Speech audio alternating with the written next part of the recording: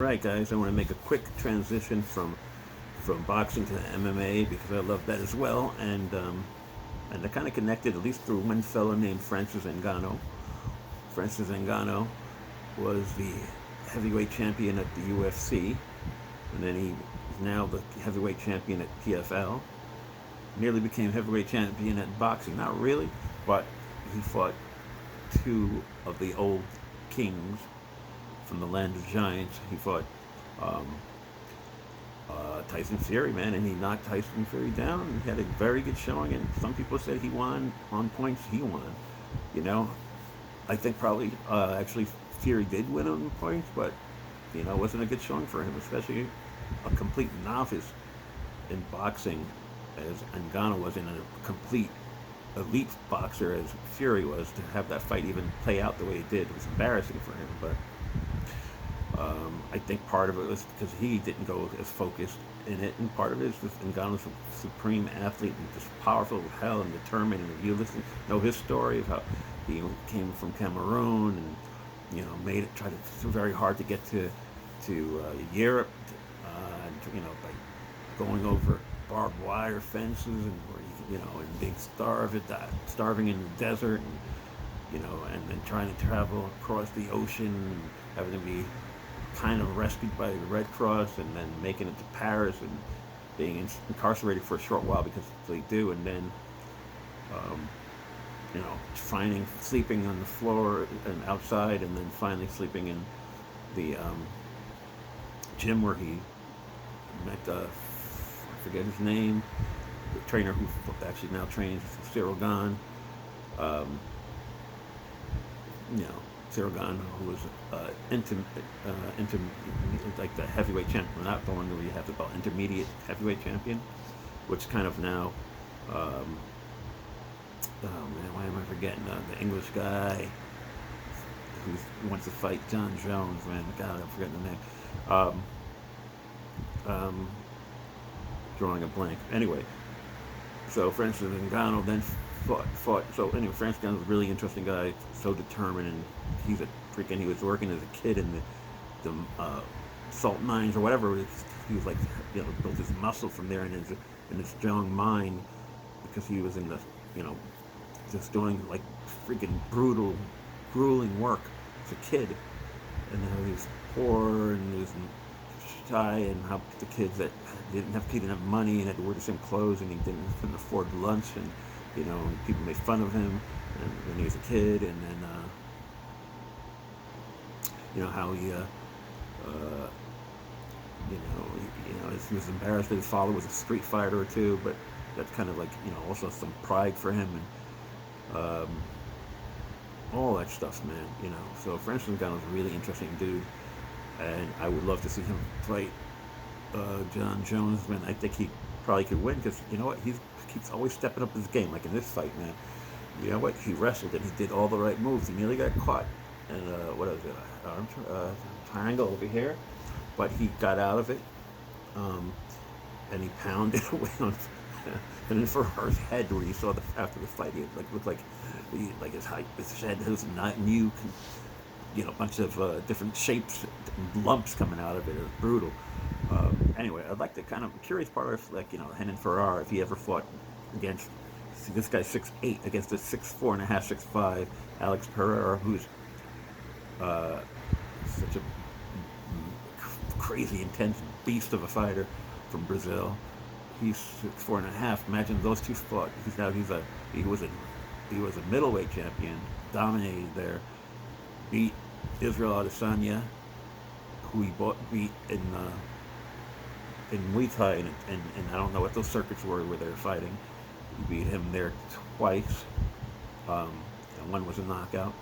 I think it was twice. I don't think it was three times.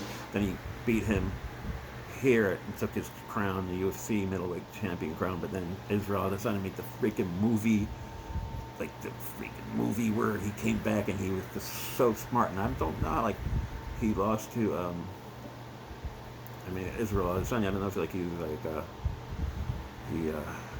kind of like mindset kind of just got tired of because he was fighting a lot. But he lost to Sean Strickland and then Duplessis. So I'd love to see that fight again, man. I'd like to see what's up with Israel. He has this fight coming up next week, and I forget who, but the guy's a beast too. So we'll see how back in his game. I think he'll win it, and then we'll see what happens with him moving on. If he takes back the middleweight belt, if he decides to go to a different weight class. He did try to go heavyweight before, but he did it where he really was not trying to up his weight. He just decided to fight at that weight, what his weight was, and he was great striking, but I'm forgetting what the guy's name was he fought. He was a champion for a while. And I forget. But anyway, that guy wrestled him and won through wrestling. Look at that brutalness, brutality, man. Anyway, so kind of be interesting to see what goes on with that. I mean, they got beasts in there. I'd love to see Chimaev. I think he's middleweight now because he was a welterweight. I'd love to see him fight Duplessis. The guy is a beast, Duplessis, but so is Chimaev, man. And there's something about him. I love that guy, man. He's like,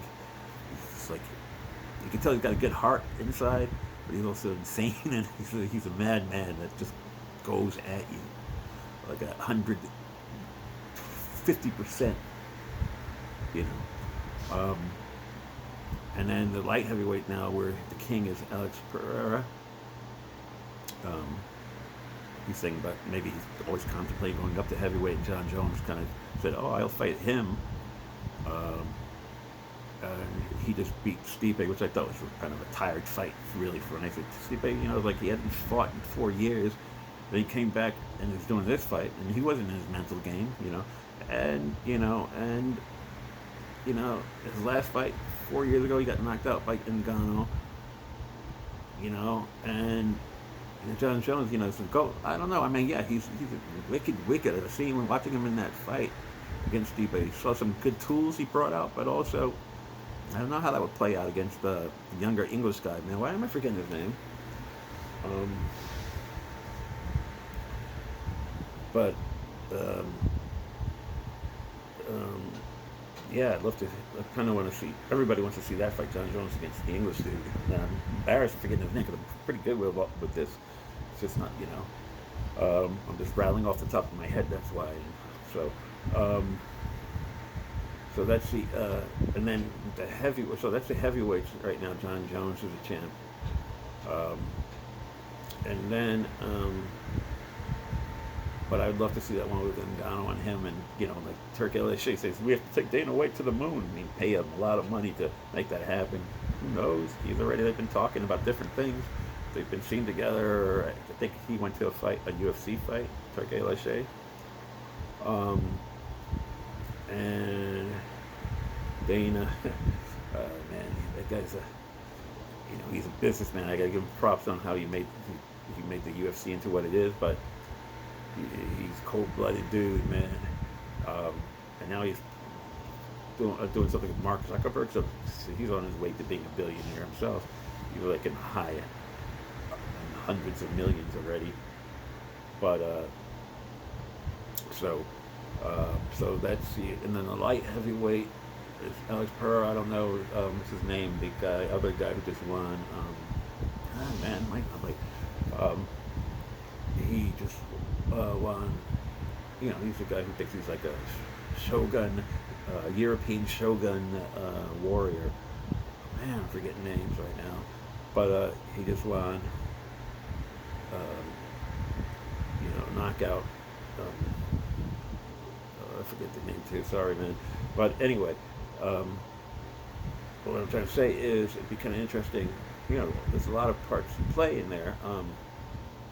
And in that division, the light heavyweight, it's like I always get the mix up too. Brian Stan, and then Brian Spann, or he calls him Superman, whatever. He's an interesting heavyweight fighter, and then Carl Earlberg from New Zealand, I think, a friend of Israel Adesanya, is an up-and-comer. I don't think they both have to take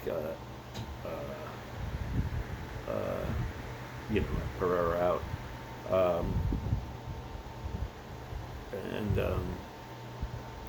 And okay, so then there, I mean, all the weights, man, the weight classes are really interesting there. And then you have the welterweight champion is Duplessis. No, it is the middleweight is Duplessis. The welterweight is Belal Muhammad, who's a wicked dude.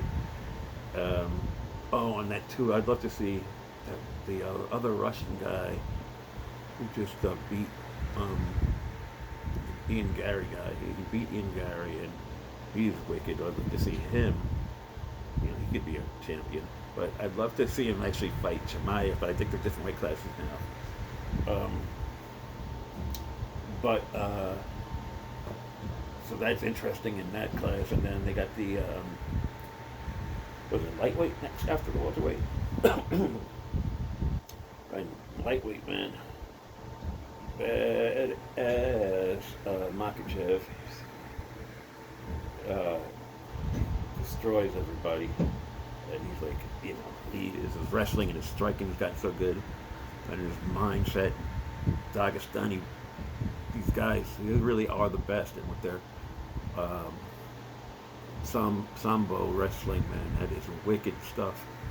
You know, it's like BJJ on roids, mixed with that, you know, Roman Greco wrestling and that crazy work ethic, Dagestani work ethic. I think better be Biev is Dagestani or close to that, you know, that area, that neck of the woods. So he's kind of got that kind of elite, brutal, you know, training that they have. That just makes them warriors. That's the place, man. Anybody should try to train with those guys, man. Um, they offered the guys. They offered Cyril Gahn to let him train his wrestling. I mean, of course, he just had a baby, so he couldn't go to Russia to do that. But man, he should. That would be like make him more wicked. Love to see Cyril Gahn fight the English guy, and I'm forgetting his name. That's pissing me off. Just because Cyril Gahn has not been, you know, as on point since he lost to Jones. You know, he won all his fights, but the last one against the 6'7" dude wasn't that great. And it looks actually, I thought he lost, and a lot of people thought so too. So it'll be kind of interesting to see him, what he does next. Um, and the lightweights are cool. I love that. The guy, the Armenian guy who's supposed to fight, I believe, Tazukian. I think he looks kind of like it's like Michael Corleone a little bit, man. You know, he's with Mike Corleone with the beard and mustache. Kind of has that kind of steely look of the Michael Corleone. Um, but and then Merab Delvash. I don't even like butcher his name. That guy. I love him, man. He's a machine. And he's from not too far from places I've been in Strong Island, where he trains with the man, Ray Longo, or I forget. But yeah, man, just about I could tell, just about to run out. So all of them, and then he took out Sean Sugar O'Malley, and he beat up this Umar Nurmagomedov. And that guy is really good too, and he broke his hand in the second round. But Marab also had a lot of injuries prior to the fight. But yeah, maybe they could run that back another time. But his guy is the machine. He's got that cardio for days and the mindset of a warrior and of a champion. And you know, it would have been interesting if they had kept Mighty Mouse back in the day. That guy's still ticking and kicking, and you know, he's been doing this game for a long time. This guy from Spain who's Armenian, he's a bad dude too. I'd love to see him fight. And, you know, everybody. It's about to end, so you can tell. Peace out. Ciao, Bella. And